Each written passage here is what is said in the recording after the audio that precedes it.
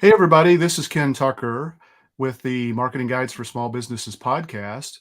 I'm joined by Ian and Paul today, co hosts, and also with a very special guest, Jay Baer, who is the author of Time to Win: How to Exceed Your Customer's Need for Speed. There we go. And Hello. it's an incredibly important topic. And one of the things that we're excited about, Jay, is that you based this off of data that you had collected. Mhm. Um, Wanted to just kind of get started, and I think you know understanding the relationship between responsiveness and revenue, I think, is something that a lot of businesses kind of they haven't really delved into. They haven't had the data. They may hear some buzzy statistics, about how important it is to respond, but I love the fact that you backed it up with some data. And also, I'd love for you to talk a little bit about that, but also just to talk about the sea change that we've seen over the last couple of years in regard to the importance of responsiveness and the need for speed. Yeah, every book project that I undertake is always first grounded in research. I don't want to spend a couple of years standing on stages telling people that something is true unless I know that it is actually true. And so I spend a lot of money and a lot of time on deep, comprehensive first party research to validate my assumptions about what works in business. And I've written 7 books now, and I think almost every one of them, maybe every one of them, has had at least a section on speed as a business imperative. But my observation coming out of the pandemic was that people care about their time more than they used to. That they don't want to spend time commuting, and they want to bring their kids on the vacation with them because that's efficient. And Major League Baseball games are 26 minutes a night shorter than they used to be, and on and on and on. And so we validated that with the research. And in fact, it is true. People care about their time more than ever. And I don't know that there are a lot of small businesses out there who are like, yeah, we don't care about time, or we don't care how fast or slow we are. We think it's unimportant. I don't believe that to be common. But what I will say is that businesses need to move responsiveness up their list of priorities because their customers already have. And what we found in the research is that 2/3 of customers say that speed is as important as price. And say that again. 2/3 of customers say that speed is as important as price. Now, honest question. Do you run your business as if that were the case? And the answer is typically no. And that's what we're trying to fix. Yeah. Yeah, I mean, that's a stunning statistic right there. I mean, I hope every business owner and marketing manager out there listening to this podcast caught that and takes that to heart, because like you said, it is so critical. Well, we've all heard the saying, time is money, right? It's been around for decades. Right. But it wasn't actually true. But now it is. It actually is finally true, right? That if you Yeah. give your customers time, they will give you money. And the research is very clear on that. If you cost your customers time, it will cost your money. The research is very clear on that as well. So there is a direct financial correlation between responsiveness and revenue. This isn't that might happen or that might work. No, it will happen. It will work. Like, it is proven that if you are faster, you will not only get more customers, but you'll keep more of the customers you've already earned, because for customers of all kinds, time actually is currency. Yeah, absolutely. Yeah, hey Jay, how you doing? I think that's something a lot of small businesses haven't really. I don't know if they don't believe it or if they don't just haven't recognized it. But you've documented some really interesting statistics regarding the speed of response. Can you talk about what you found? Yeah, it's interesting. Half of all customers will hire whomever contacts them first, regardless of price. Right. So this happened to me after I wrote the book. I got this house painted, the house I'm in right now. Got 3 bids, as you do. First painter got back to me in like 4 hours. And like, Jay, I can't paint the house today, obviously. I can't even give you a quote, but based on what you told me in your voicemail, here's kind of sort of what I think it might cost. And here's when I can come out and give you a firm estimate. Cool. Second painter got back to me in 2 days. Third painter got back to me in 11 days, at which point I'd already had the house painted. So Yeah. a little too slow. Now I hired the first one. Was not the least expensive. In fact, was the most expensive, but I didn't care. And many customers don't care because we live in an era where not only do we value our time, but we interpret speed as caring and we interpret responsiveness as respect. So let's say you need to get an appointment at your dentist and you call the dentist's office and you leave a voicemail. If the dental front office folks get back to you in an hour, that makes you feel a particular way. If they get back to you in 2 days, you feel very differently because we interpret responsiveness as respect. And that's why we're willing to pay more, even a lot more, if we are able to work with a business where it feels like they respect our time. And that's the light bulb that has to come on for a lot of small businesses, right? Because what small business says typically is, "Hey, Jay, we're short staffed. We got a million things to do. We're doing as fast as we can. You know, we're not trying to be slow, but you know, we just can't be any faster." And I say that's not true. There's definitely ways that you can be quicker. It's just you haven't prioritized it, right? Because you don't understand that it's a direct relationship to revenue. And so like, yeah, we're doing good enough. And good enough is not enough. Not anymore. Right. Hey, Jay, if I can follow up with a quick question. Sure. So, where small businesses are concerned, you know, they're open 8 to 5, whatever it is, and someone calls after hours, yes, you can do a missed call text back. Mm-hmm. But if someone calls a local business after hours and they know they're calling after hours, does that change how they feel about speed of response? Is getting back, do they need that missed call text back? I think they do. Or if they get back to them the next day when the business opens, how does that affect how people, going back to what you said about respect? Let me answer it slightly differently. It's not about during or after hours. It's the most important thing you can do beyond being faster is to set expectations, because all the data is based on this. If you are slightly faster than customers expect, they love that. But in order for you to be slightly faster than they expect, you have to give them an expectation. The problem is what a lot of small businesses do is they don't set any expectations, because unless you tell a customer in this modern era that after 6 p.m. is after business hours, they don't know that to be true. Right. Because for a lot of companies, they don't do that. It's always business hours, especially larger companies, right? And so you have to set an expectation that you know you can exceed. That's how you sort of play this game effectively. Because the reality is today, if you don't set an expectation, the customer will always believe that you can do it instantly because they've been trained that that's possible. Look, I can grab my phone right now and press a series of buttons and have almost anything show up in this office. I can get a car. I can get food. I can get another computer. I can get sex. I can get whatever I want instantly, right? So it used to be that small business and also certain types of businesses were treated differently by consumers. People would say, they would literally say this. You guys have heard people say this.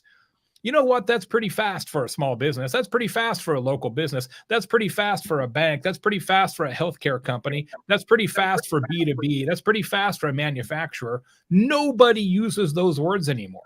They don't care. It doesn't matter how big you are. It doesn't matter what you sell. It doesn't matter What you do, people want it now, and if you can't do it now, you better give them a reason. So to the actual question, the way I would handle it is make sure that my customers know that after this point in time at night, it's a different experience, right? You just got to massage their understanding of the difference. That's the key. And just to add to that, if you do tell them, you know, we're closed right now, but we will call you back when we open, you know, between 8 and 9 o'clock tomorrow morning, as part, you know, you're setting the expectations. And if you deliver on that, you know, for a lot of consumers, that's probably fine, unless it's like, you know, water damage restoration or Yeah. emergency plumbing services or something like that. Yeah, I mean, the thing is, some of that emergency work can actually be a guide for us all. One of the principles in the book is to offer a fast pass. Yeah. And the idea of a fast pass is to give customers the ability to jump the line, to sort of get instantaneous service, but you charge them for the privilege. The research shows that 1 in 4 customers will pay as much as 50% more to not wait. And you know, emergency plumbers and emergency HVAC people have been doing this for decades, right? But it applies in every business. Let's say you run a daycare and you're totally full, and a parent's like, I got to get my kid into daycare. Like, okay, you can be next and sit on the waiting list, but we're going to charge you 20% more than somebody who we didn't move up the list. You should absolutely do that. Now, Right. not every customer is going to want this, but those who do want it are going to want it desperately. I will say, I was talking about this at an event recently, and somebody asked a question. I said, "Well, Jay, what happens to the customer who was going to be next, but now you bump them down the sequence, right? Because you had somebody pay to jump the line, essentially." And I said, "Well, here's what you do: you charge the parent that's next 20% extra, and then you go to the one you bumped back and say, hey, we had to take somebody emergency basis, but we're going to give you a 5% rebate. You okay with that?" And they'll be like, "Great." So everybody's happy. You keep 15% for doing nothing. Yeah. That's awesome. I mean, I should have been doing it I used to own a big global consulting firm that helped big companies with marketing and customer experience. And we had a team of 8 strategists plus myself and a bunch of other support staff. And so we could take, you know, at any given time, maybe 4 or 5 big projects at once. But these projects would take 75 to 90 days to complete. And so we'd get a big company like CVS or somebody come in and say, hey, we want to give you an enormous amount of money to help us with our digital marketing strategy. And be like, cool, love you, CVS, but we can't get to it for 90 days. And now I realize, man, that was dumb. I should have said, sure, we'll do it. We'll start tomorrow. It's just going to cost you 35% more than if we started in 90 days. And you know, sometimes it takes you a while to figure out your own lessons. I'm not immune to the advice in my own book, put it that way. Yep, absolutely. That's awesome, and great to have you on the show today, Jay. What I really like the example that you used about the painter and your experience with that, because I think that lends itself really well to other service-based businesses like marketing agencies that we are in. And I take that to heart as a great example where, you know, we don't always have to have a completed quote to hand off to a prospect right away. Yep. We just need to respond quickly, guide them through the process, give a ballpark so that they feel a level of comfort. At least that's what I took away from that. Is that absolutely, yeah. Absolutely. And one of the key principles in the book, which is on Amazon, $9. You can also find the research that powers the book and a bunch of other cool stuff, infographics, quotes, etc. at thetimetowin.com, thetimetowin.com. One of the key pieces of advice in the 6-piece framework that we developed is this technique to close the uncertainty gap. People hate to wait more than ever. That's clear. But what they hate almost as much as waiting is being underinformed. It used to be, now you guys are old enough to remember this. So am I. Like back in the day, pre-internet, if somebody had a question, okay, like literally the other night, we were watching something on TV and Cher came on. And my friend says, how old do you think Cher is? And I'm just like, Siri, how old is Cher? Right? I mean, literally, this information was delivered to me instantaneously. But we were commenting on the fact that back in the day, you would have to get in your car and drive to a library and meet with a reference librarian who theoretically would have a book on celebrities and their birthdays. And you would determine that Cher is, 78 years old. And of course, we didn't do that. We just said, I don't know. I don't know. What do you think? 78, 85? I don't know. Somewhere in there. I don't know. That information is unknowable was like an acceptable response. And now, of course, it's not, because information is instantaneously accessible. So now when customers, especially young customers, millennials and Gen Z, when they don't know what's going on, it creates a ton of anxiety. So how I define the uncertainty gap is the difference between what you know about your business and what's going on and what the customer knows. And increasingly, one of the best ways that you can increase the perception of your responsiveness is to make sure they understand what's happening at all times. Now, speaking of marketing services, this is also an area where I was terrible at this, I realize now after the fact, after I sold the business, because as I mentioned, companies would give us a bunch of money to do a strategy for 90 days, and we would build a strategy, and everybody loved it. The work was great, very successful. Inside the business, okay, my team and I, super detailed project plans. Like we knew exactly what we had to do every day.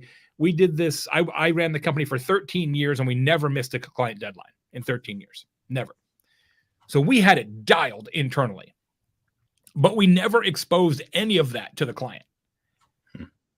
And I realize now that CVS was like, are these guys actually making a strategy?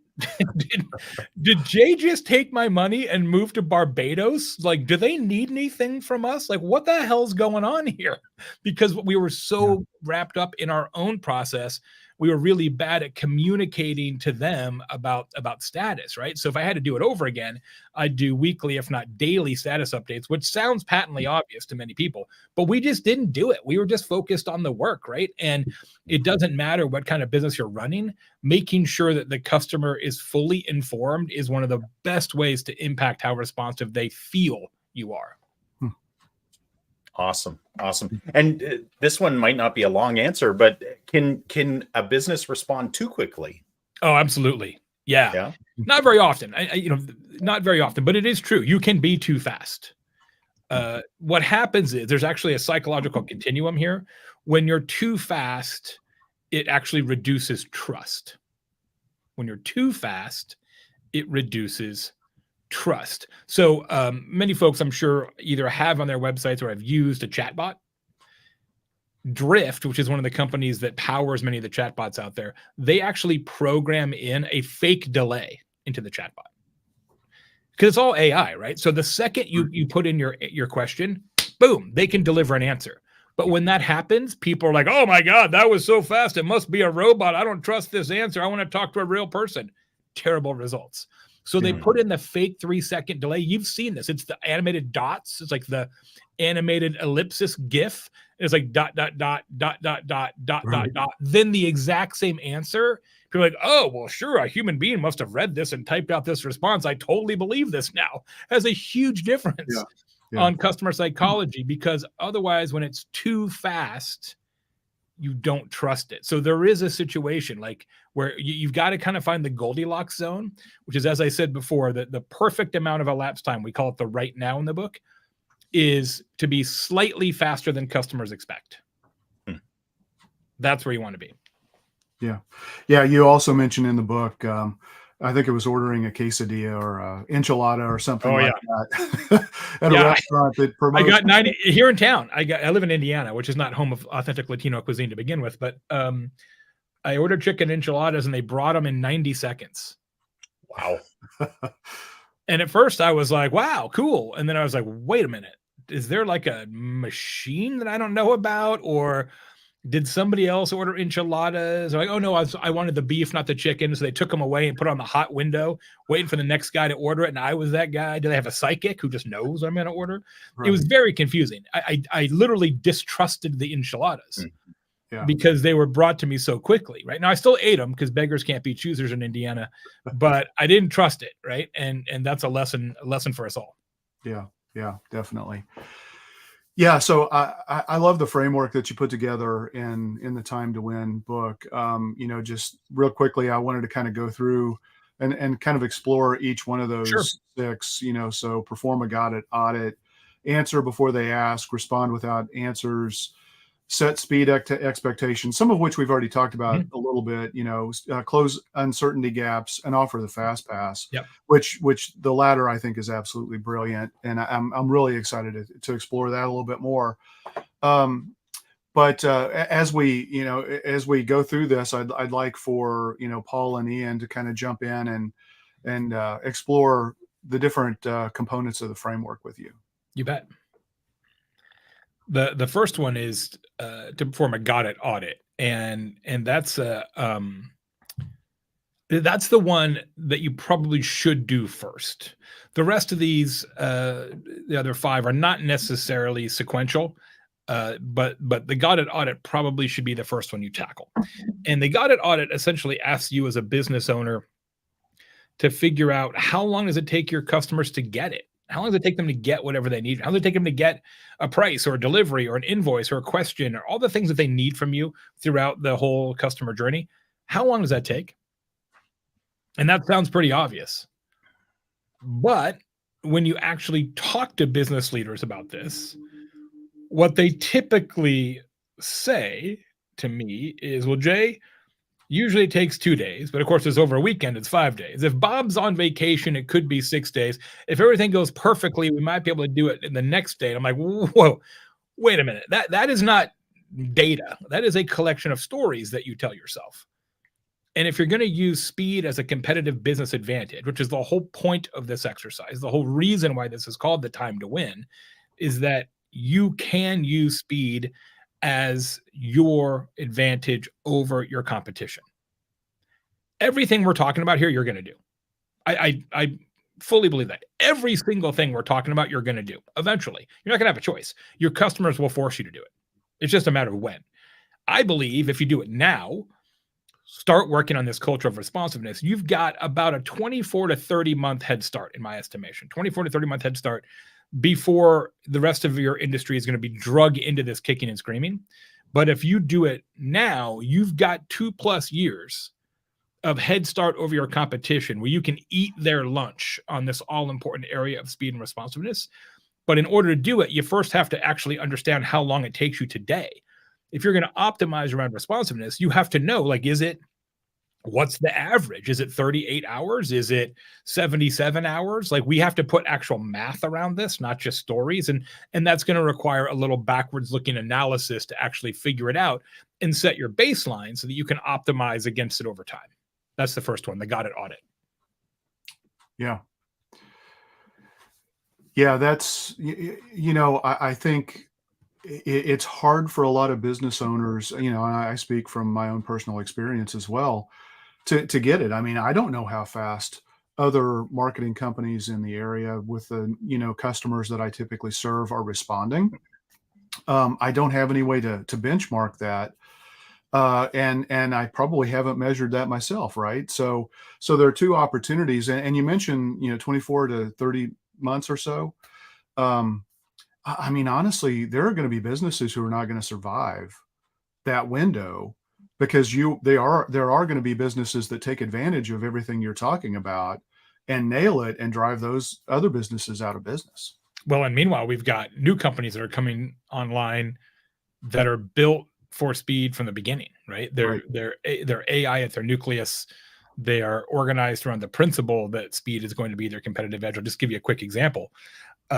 My son just moved to New York, his first job out of school, and so he had to get renter's insurance. And so we used a company called Lemonade, and I know about Lemonade because I use them as a case study sometimes.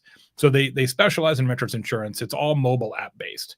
So if you have a claim, so when you sign up, you hook up your checking account. So they can take out your premium every month, $30 or something like that. And then if you have a claim, they can just direct deposit whatever they owe you. Cool. Well, if you have a claim, it works like this. So this is an actual story that I sometimes tell. This guy, Paul, had a really expensive Canada Goose kind of parka jacket, $975 jacket. He was also in New York, went to a bar, jacket got stolen. So he gets on the phone, presses the app, right? Lemonade, pops up, tell us about what happened, shoots a video, 20 seconds. Hi, it's Paul. I'm in Brooklyn and I went to the bar and had my jacket. It was $975. And I went to the bathroom, came back, jacket was gone. Submit. That's it. 20-second video, submit. On the back end, Lemonade has all these different algorithms that look at his history. It does some really interesting emotional intelligence and kind of line detection cues that analyzes the video itself, eye movements in the video, tone of voice. It's pretty crazy. Wow. They determine that, yeah, this probably happened. This is probably true. They don't even ask to see a receipt on the jacket. Like you said, it's $975. It's probably $975, right? And they use some natural language processing to be like, okay, Canada Goose parka, $975. Yes, that's plausible. Then they deduct his deductible, which is $250, right? So $725 is the balance. They wire the $725 to his bank account and then pop up a message that says your claim is approved, your money's deposited. Okay. This all happens on screen. There's no people or no messaging. That entire process, okay, once he shoots the 20-second video and hits submit, the entire process, including he has the money, Right. 3 seconds. 3 seconds. Wow. That's how long it takes. Now, Wow. do they have a higher level of fraud than other insurance companies? Of course. But one of the things that we're learning now, it's okay to be a little bit wrong if you're a bit fast, because they are the number one insurance company in customer satisfaction, also the highest rated, the highest average revenue per employee, and a bunch of other metrics that you would gladly choose. So this is where we're going, right? So yes, Yeah. you can outperform the businesses in your own category that already exist that are not going to want to get behind this. But what we really got to watch out for are businesses that are being created right now with this principle at their core. That's a great point, because having to carry legacy and shedding the legacy ways that you've done things can be really, really difficult. I mean, I've done a lot of business process reengineering, and that's oftentimes you don't even get started because you don't even know how to shed that legacy. Yeah, absolutely. And sometimes you just got to, we talk about think outside the box. It's such a cliche, but it's really true, right? There's another company in New York that does auto repair and maintenance. Paragon. They're affiliated with Honda, but they work on all vehicles. And Paragon's super smart because they realized that they had a real challenge in New York. People bring their car in, and it's just really hard to get to a dealership there, right? It's like you got to go across town and rush hour and traffic's bad anyway. And then when do you pick up your car after work? And that's a big hassle. And it's just transportation is tricky. And it's also really expensive to get real estate, right? Like it's to get real estate close to your customers is tenderly. Yeah. So they said, well, wait a second. What if we just totally change the paradigm of how vehicle service works? Because we all know it as you drop it off in the morning on the way to work, and then you pick it up in the afternoon on the way home, generally speaking. So Paragon said, new plan. They've got this whole team of double drivers. They come to your house, wherever you are in the sort of greater New York City. They pick up your car at dinner. They take it to their facility, which is in the inexpensive kind of part of town. They fix it all night like a bunch of car elves, and then they bring it back to you at 5 a.m. before you leave for the office. And before they get caught in rush hour traffic. Exactly. Yeah. They literally just turned the entire premise of vehicle maintenance upside down. And it isn't any actually faster in terms of elapsed time, but the perception of responsiveness and ease of use is like overwhelmingly amazing for customers. It's like a magic trick, right? Yeah. Yeah. Pretty cool. Well, they don't have to spend a day worrying about it because they dropped it off. Then they have to worry about picking it up. I mean, it's just taken care of. Yep. Absolutely. It's a really smart idea. Yeah. Yeah. Going back to something Ken said about a lot of businesses may not survive this 2-year period. You see this a lot in service area businesses where, especially ones that have been in business for a while, that they just don't seem to understand that it's not okay to wait 3 or 4 days to get back to someone. That's exactly right. And a lot of times what I find is that the issue is the way they have their own communication structured in their business, right? It's there's a hub and spoke there, that one person or only two people can actually talk to the customer about this thing, and the rest of the team isn't empowered to have those conversations or make those decisions. So it's all going to run through probably the owner, who's the busiest one of all. And so that's what kind of slows down all the processes. And that just requires people working on their business instead of in their business, right? Just being like, look, I don't have to be involved in every conversation. And if I insist on being involved in every conversation, the repercussions for that is every conversation is going to happen a lot more slowly than customers want. And eventually that's going to put us right out of business. Yeah. Yeah. Great points. Great point. Jay, you mentioned the second component is answer before they ask. Yeah. As digital marketers, we do a lot of SEO. We're big fans of creating FAQs, frequently asked questions, both for the customer experience, but also for SEO purposes. Google likes them. But we're also big fans of doing what we would call should ask questions. So these are, as experts in the field, these are questions we think businesses should be asking about their marketing and that kind of thing. And we use that within the content we create. So in regard to time to win, why is the answer before they ask component so important? And does that actually play into SEO or content development? Yeah, you're absolutely singing my song. The kind of work that you do is exactly what I'm talking about. I ask business leaders a lot when I'm doing workshops to write. I give them paper and pen and say, okay, off the top of your head right now, I'm going to give you 2 minutes, and only 2 minutes. I want you to write down 25 questions that people have about your company. And they can all do it. They can just start writing. Of course they can. And they say, okay, cool. Put your pens down. Take a look at your list again. How many of those can people get answered without talking to somebody in your business? And on average, the answer is 6. To which I say, what about the other 19? Like, why are we making people work so hard to get information that you just told me you know that they need? Why do you make them call or email or text or send a hostage note or whatever to get this information? Like, you guys know this well. I mean, I don't know how many FAQs I see online that have 6 questions on them. Right. I'm like, don't even bother. Like, you're making a mockery of the FAQ, right? So, yeah, I mean, the fastest you can possibly be is when you're predictive, when people get what they need without having to ask for it. And you can do that in lots of different areas of your business. Like, one of the things I like to do with clients is a thought exercise. You guys may do this too. They say, okay, well, how would you create content if it was, for whatever reason, impossible, physically impossible for a customer to talk to anybody in your company? Right? If nobody had mouths or hands or whatever, and the only way you could do it is with the information you put out there, could you actually run a business? And if the answer is no, we don't have enough information, you might want to reconsider that, partially because it's much faster when customers can self-serve, and partially because demographically, this is clearly the trend.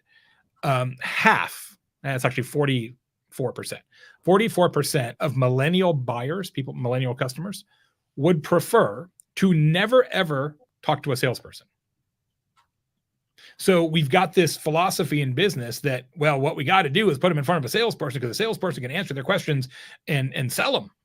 It says it right in their title, salesperson. Yeah, except that 4 or 5 out of 10 customers would prefer to never have a conversation with those people. And so now what, right? If sales is detracting from your close rate, not adding to your close rate, what do you do about that? So yeah, I completely agree. Making sure that you answer all the questions without people having to call, email, text, whatever is absolutely the best practice. Yeah. I don't think it's just millennials and Gen Z. I mean, I'm not exactly a millennial, but if I can go through this process without talking to someone, that's perfectly fine with me. And I think a lot of business owners can't get outside of their own head and realize that, like you said, this is the trend. And they seem to think that other people interact with businesses the same way they do, and they don't. Especially like you said, the younger generation. That's they interact with businesses in a completely different way. Younger consumers really dislike synchronous interactions. They don't like to be on the phone. They don't even particularly like real-time live chat. The sort of potential for conflict, and if I'm going to be on the phone, we both have to do it at the same time, and we got to align our schedules and all that, is really nettlesome for those folks. They prefer asynchronous communication, right? You message me, I'll message you later, I'll figure it out myself, whatever. It's just a difference of how they prefer to interact. That's interesting. You know, we saw, not surprisingly, to me, during COVID, people wanted to just self-book. They didn't want to talk to anybody. I think part of it is, you know, people were kind of maybe getting into their little introverted shells, maybe for the first time for some people ever, because they were working from home, or they were, you know, they were just doing things differently. And so if they wanted to book an appointment with, you know, to get an estimate for house painting, they didn't want to talk to anybody. And that's only accelerated. And so you did see some businesses have to adapt to that during that time frame. You know, but it's fascinating to me that some people, they just can't get out of their own way because they feel like they have to have every answer for everything. And one of the components of your framework is, you know, that you can still be very responsive, but not providing the answers. Can you kind of just elaborate a little bit on that? Yeah, and this one I've been doing now for about 2.5 years, and it'll not only change your business, it'll change your life, it'll change your relationship with your friends and your spouse and your kids and your mailman and everybody else. Typically, what happens now, if somebody needs something from you or has a question, and you can't immediately provide it, the answer or whatever they need, what do? Well, you go look it up. You ask Google, you ask Sheila in accounting, you figure it out, you conjure whatever is necessary, and then once you've manifested it, then you respond. Don't do that anymore. Stop doing it that way, because the whole time that you're figuring it out, the person who asked the question is slowly freaking out And moving on. Yeah. You know, like if I send somebody an email now and I don't hear back for 2 days, I've actually been working on this right now with somebody. I sent an email on Tuesday, haven't heard back. And so I'm playing this mental game that we all play. Okay. Do I possibly have the email address wrong? Did it possibly go to spam? Is he possibly on vacation but doesn't have out of office set? Is he somehow mad at me? Am I just getting blown off? Should I follow up the email with a phone call? Right? Everybody plays this game, right? And you're saying anxiety goes up and up and up. So the better approach, and again, do this not just in your business, train your people, but do it in your life, is somebody asks a question or needs something, you immediately respond and say, good question. So good, in fact, I don't know the answer, but I'm going to find out and then I'll let you know. And the second you do that, the second you essentially say, I got it, it takes it off of their mental to-do list and it puts it on your mental to-do list. And that brings their anxiety way down. And then 2 great things happen. 1, it massively increases their perception of your speed because, and this is really, really important, speed of response is more important than speed of resolution. Psychologically. Okay. So it massively increases how fast they think you are. And because of that, it actually buys you more time to respond. Because the second they know you're on it, if you were going to do it in 2 days and they were freaking out, the second they know you're on it, you can probably do it 3-4 days. It actually buys you more of a grace period because they're not stressed. They know you're on it. Now, you don't have infinity time, but you have longer. So you get 2 advantages there. Wow. Yeah, it works great. Yeah, that's amazing. I think it probably also buys you a little bit of trust and respect too, because I Absolutely. don't think everybody thinks that you're going to know every answer all the time. And if you do, you're like, you know, it's like the enchilada deal. Hey, wait a minute, that's coming back too fast. That may not, Right, maybe isn't right. so trustworthy. Mhm. Yeah, this is a really good topic, and something just before I ask my question here, that the way people interact with businesses pre-COVID and post-COVID is the reluctance we continue to run into from small businesses about having customers self-book. A lot of people want to do that. They want to go on your website or whatever and book Absolutely. an appointment.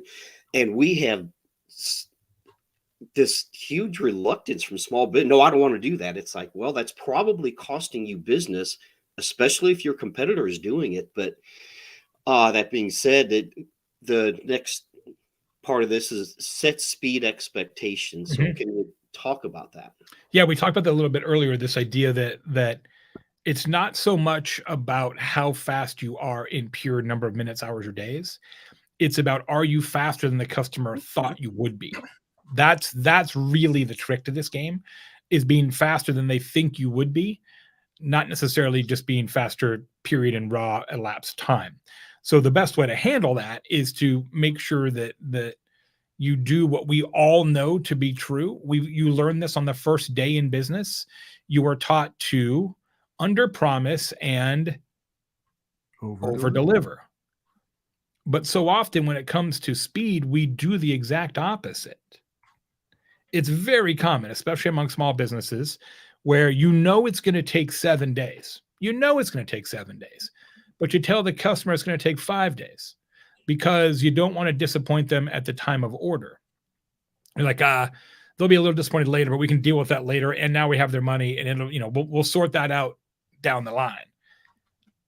And look, for a long time, that strategy actually worked fine because people weren't that spun up about time and how they spend it. And so, yeah, if you fudged it a couple days, like, yeah, I understand, you're a small business, whatever.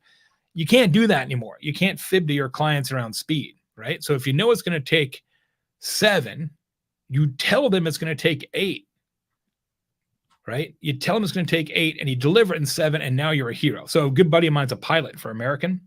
He does this every time. He's such a genius. So he's got the headset on, and air traffic control is like, yeah, there's a delay. It's going to be an 11-minute delay.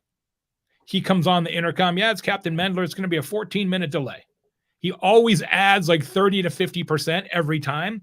And then, even if ATC was wrong, right? He comes back on. He's like, well, it's only been 12 minutes, but good news, we're leaving. And now he's a hero. Everybody loves him, right? And just, you got to set those expectations. Yeah. That's like Scotty from Star Trek. It's exactly right. Yeah. I wrote about that in my newsletter, and I had forgotten that whole Scotty from Star Trek piece of it. Like, it was a while ago, and I'd just forgotten it. And I wrote about it in my newsletter, and I got like 40 people emailed me back. Like, it's just like Scotty from Star Trek. So yeah, you're spot on. Yep. You talked about the fifth component being close uncertainty gaps, and you broached that a little bit earlier on. But why should this be such a high priority for any business or organization? It's because just like if you don't know when I'm going to respond to your message, if I don't know what's happening in terms of my relationship with you, you start thinking, okay, they just don't respect me. They don't value me enough to keep me informed. And maybe I should seek another option. Furthermore, when you close uncertainty gaps and you kind of make the things that used to just be inside baseball and you make those public, it creates a lot of buy-in with the customers and actually increases your repeat order rate. So I'll give you an example. I ordered some shoes online, some tennis shoes, like leather sneakers. And from this factory that kind of specializes in this in Ecuador. And I made the mistake of drinking tequila while I was buying online. And as I am the number 2 tequila influencer in the world, so it does happen on occasion. And so I bought these shoes. I'm like, these shoes are really cool. It's going to be great. And then I realized about an hour later, I'm like, wait a second. They're making these from scratch, because I got the confirmation email and it said, yeah, you're going to love having your shoes in 8 weeks. I was like, 8 weeks. I was like 2 months to make shoes.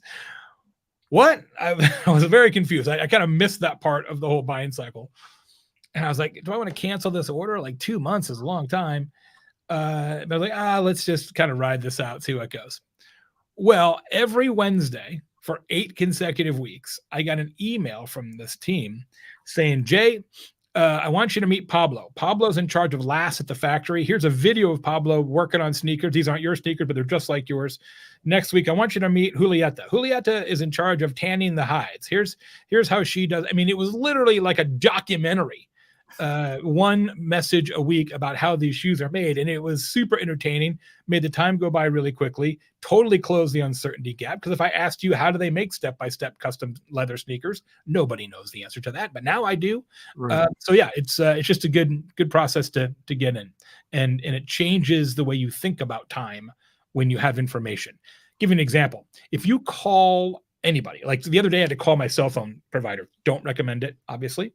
But of course they're like, okay, First they say, I love this. They always say, calls are answered in the order in which they were received. To which I always think, yeah, what was the second option? We're going to answer calls by height. We're going to answer like what? Of course it's answered in the order it was received. Like what else? What was the runner-up plan? It's crazy that we have to say that. So that always makes me laugh. But then they're like, okay, estimated hold time, 11 minutes, right? Amazing. We didn't used to do that. You probably remember, like there was a period where they didn't have that technology, right? So it was like, you're just on hold and it could be 11 minutes. It could be 11 hours. You had literally no idea.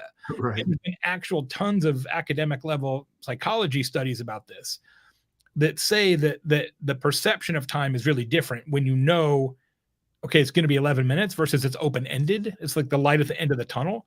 So it's the same idea, right? Setting that, closing that expectation gap and providing people the information really changes how fast it feels to them. You're not any actual faster. It just changes how fast you feel. I don't think that should be too surprising to people because, I mean, well, maybe it is, but I mean, for me, I've worked on predominantly learning this through, some political campaigns and experiences I've had where if you don't say something, you're leaving a communication gap and it is going to be filled and it's going to be filled with something that you don't want. And then, on the digital marketing side of things, a real easy analogy for people to grasp here, I think, is if you have no customer reviews and your competitor does, people are going to look at that and they're going to say, nobody cares enough about this business That's it. to respond. I mean, that is not a good perception that you want to have of your business. People are going to fill in that gap with the information that they have available. And you don't want to risk that. You want to try to control, like, you mentioned in talk triggers, you need to control the narrative basically to the extent Absolutely. that you can. Yep, that's no doubt. And I started in politics, so I know exactly what you're talking about, right? If you don't say it, somebody else is going to say it, and then you can't control it, Yep. which is why the inoculation strategy is so important in politics, right? If you know your candidate or your initiative has weaknesses, you're better off pointing out those weaknesses yourself than letting your opponents point it out, because then at least you control the narrative around your own weaknesses. Yeah, definitely. So the last component is one I absolutely love. And I think it's just brilliant. We live in a subscription-based age, and I think a game changer for a lot of businesses is how can they make subscription-based services. Just think about a painter. It's like they have somebody come in, or they come in and they paint a house, and then they won't see them for 5, 10 years. Yeah. If you had a subscription model of some kind, roofers are doing it with gutter maintenance, things like that. Well, I think offering the Fast Pass is kind of a similar thing to that. Yep. And it's something that's so easy for people to consume as a consumer. We see it. It's not necessarily a fast pass, but it's certainly a convenience pass. Think about, I don't know, Paramount Plus or Peacock or even Netflix. You can pay to not have ads. Yes. So you're upgrading. Which saves your time, essentially, right? Yeah. And so you're getting that 35 to 50% more that you talked about. So there are other businesses that are proving that this is very successful. Talk about. I mean, TSA Pre is a fast pass. Yeah, exactly. For that matter. And ATM is a fast pass. Yeah. So share a little bit more about anything that you've seen with the fast pass thing. And the last thing I want to say about that is a lot of people feel like they have to compete only on price. Yeah. And I think this is just such a great exit strategy to get out of that mindset if you can come up with this fast pass concept that works well for your business. Well, let me just take the second part first. We always think it's price, right? We always think we lose on price, but it's almost never price, right? Like think about my painting example. Okay, painter 2 and painter 3 who I didn't hire, why do they think they lost? They think they lost because of price. Right. So what happens the next time there's a painting bid in my town? They drop their price and they still don't get hired because they're not any faster. They're just cheaper. And then they drop their price again and again. And eventually they will get hired because even though 2/3 of customers say that speed's as important as price, for every customer in the world, there's a tipping point, right? There's an inflection where you say, hey, took these guys 11 days to even respond to my voicemail. But so that's probably going to be I'm probably going to hate working with them, but they're so much less expensive. I'm just going to roll the dice. But if that's when you're getting customers, you have given away all of your margin and it was never priced all along. And the scary part is there's no report that you can run. There's no analytics or spreadsheet that you can look at that says, here's all the jobs we lost because we were too slow. It's invisible. That's why it's dangerous for business to assume that you're fast enough because you're probably not. So it's very easy to blame price, that your competition's just fools and they'll just do it for less. It's almost never price. So that's where the fast pass comes in because it almost flips that whole idea upside down. What really got me thinking about this was when I went to Caesar's Palace and it wasn't time to check in yet. And they offered me to give me my keys right then if I gave them $30 more. Like they're like, give me $30 more and you can check in early. And I was like, well, all right, I'll lose more than 30 in the casino waiting for my room to be ready. Like that seems like a no-brainer. And they're a client, or we're a client. Caesar's Palace is a client for a long time. So I know somebody there and we did some projections. This is unofficial data, but they think $1.8 million this year alone, just selling keys they already had. Wow. And that's the thing about a fast pass that's important to understand. It doesn't cost you anything. Literally doesn't cost you anything at all. You're not doing anything different. You're just doing it in a different sequence. Yeah. And anybody can do that. Anybody should do that. Yeah. Yep. Awesome. So Jay, this is a great topic. Did we miss anything? Is there anything you want to add on this topic? I don't think so. I mean, other than there's just a lot more to this and the stuff we were able to cover in this episode. If you go to thetimetoWin.com, you can get the entire research report, which has a lot more data, a lot more insights that'll help your business. The book itself is super miniature. It's only like 60 pages. You can read the whole book in 45 minutes, which is on purpose. It's also only $9 because it's so small. I've written 6 other business books that are all what we consider to be regular size. And I sat down to write this one and I'm like, wait a minute. I can't ask people to spend 5 or 6 hours reading a book about speed. It just doesn't make any sense. It's like literally the exact opposite of the advice I'm trying to put out here. So I'm like, let's just make a really short book with all the core information in it. And people love it. It's been really, really popular. So grab one for yourself and your whole team and you'll love it. And people can find that on Amazon. Yep, you get on Amazon. You can get it on my website, jbaer.com. And there's also a link to it at thetimetoWin.com. Yeah. Fantastic. Well, this has been a fantastic topic, Jay. Thank you so much for joining us. And thank you for our listeners joining in today. I'm sure you got a lot of value out of this. Thanks for sharing your information that people can reach out and get your survey, Jay. And until next week, folks, keep calm and mark it on.